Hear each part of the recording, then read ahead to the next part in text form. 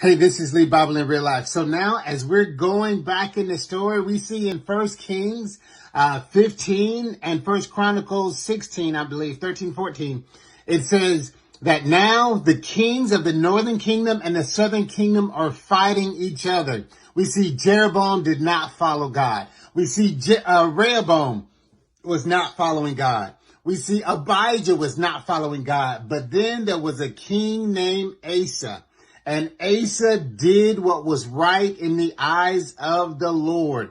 He kicked out the prostitution and the things that wasn't pleasing to God. He actually told the queen mother, hey, you got to sit down. He took her down from position because she was not worshiping God. Here's my point. When the whole kingdom was going bad, many times God would raise up a remnant.